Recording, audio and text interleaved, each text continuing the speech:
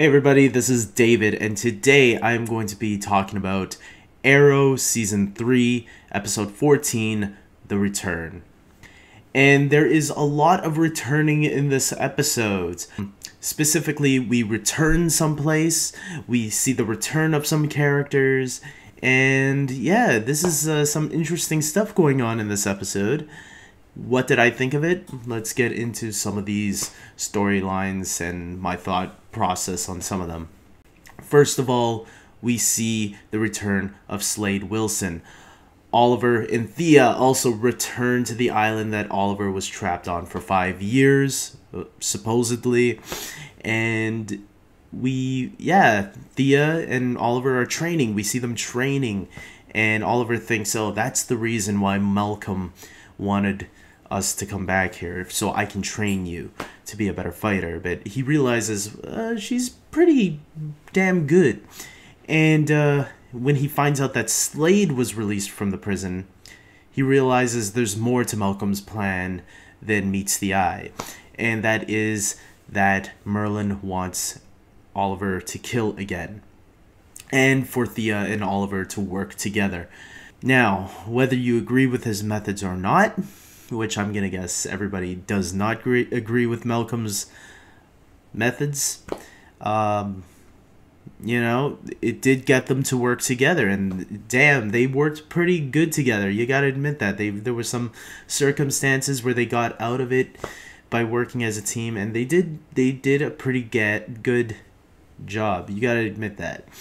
Especially when they were kicking SLADE's ass there towards the end, that was, Thea has some moves. She can like, it's not like one of those fights where like two guys are beating each other up and the person is just waiting in the distance watching the whole fight unfold and then waiting for her brother to get knocked out and then she'll jump in right after. Like, she's like beating him as Oliver is trying to beat him at the same time. So he's just getting like double attacked, which is really cool. And it was really cool seeing Manu Bennett again return as SLADE, aka Deathstroke. It was really cool seeing him back in the role, and I kind of was hoping they would have had Captain Boomerang return also, since he was the other inmate that was down in the prison still. But for some reason, I guess Merlin just thought, SLADE's enough, let him deal with them. So besides, I guess that would have been too much for Oliver to handle anyways. Could you imagine like Captain Boomerang and SLADE at the same time? They got to do an episode like that. Considering both of those actors are from Spartacus, they had to like reunite them somehow. I don't know when, but sometime down the road, they have to do that. Speaking of SLADE, also, I want to say I'm happy they actually kept him alive at the end, because one of my biggest fears entering this episode was I was worried they were going to kill off SLADE. And thankfully, they did not. They kept him alive. They put him back in the prison, back in his cell. So that was really cool. I should also mention that I actually really thought it was good that Oliver finally confessed to Thea that Thea had killed Sarah, because I think this was something that needed to come out for Thea to know. I would have been annoyed if Oliver had not told Thea that. I would have thought that would have been completely stupid. This episode also gave us a lot of really good flashbacks, because in the flashbacks, which I forgot to mention last week, Oliver returns to Starling City, and while he's down there, he decides to, check up on his family and friends, which includes Tommy Merlin. That's right, Tommy is back in this episode. We get to see him, how he was handling things back then, looking after Thea for Oliver, and, hitting on Laurel, because that's where their relationship started to blossom a little bit more.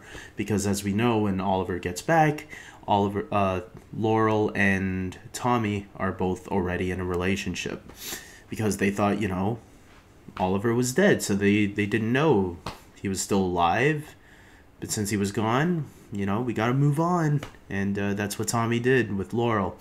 We also got to see drunk Detective Lance again, which was, I forgot how sad that was, But I don't think we ever saw him. We might have seen him that low and that mean too. It's like you forget how mean Detective Lance was back then to Oliver and to a lot of the even Tommy back then. I forgot. There was a lot of throwbacks in this episode, that's for sure. And we're finally, it looks like we're finally gonna see where Oliver got the list of names that his father left. I thought he already had that though back in season 1, unless I missed something in this episode, but I was pretty sure he already had the book back in season 1 in the flashbacks as well. I could be wrong, but I'm pretty sure I remember that. But anyways, we got a lot of really cool things going on in this episode.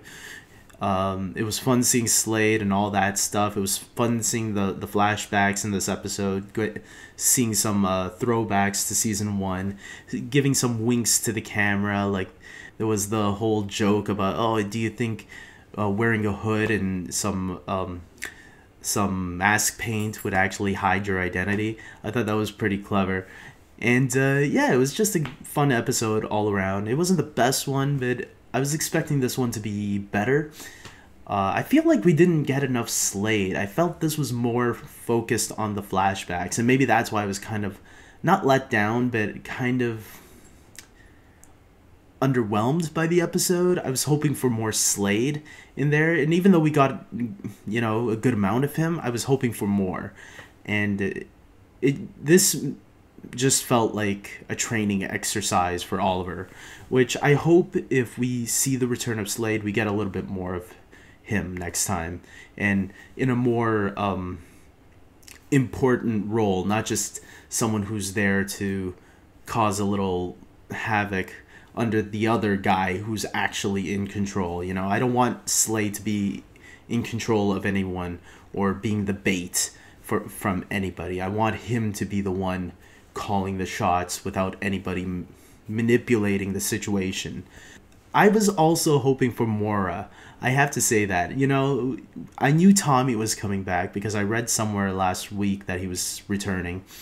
And I was also hoping they'd make a surprise, Mora would make a surprise appearance, you know, Oliver and Thea's mother, because she should have been alive back then too. And I just thought it was weird that, you know, Oliver was seeing all his other friends and family, but his mother was the only one that he didn't go stop by and seeing how she was doing. But yeah, other than that, I'm giving this episode an 8 out of 10.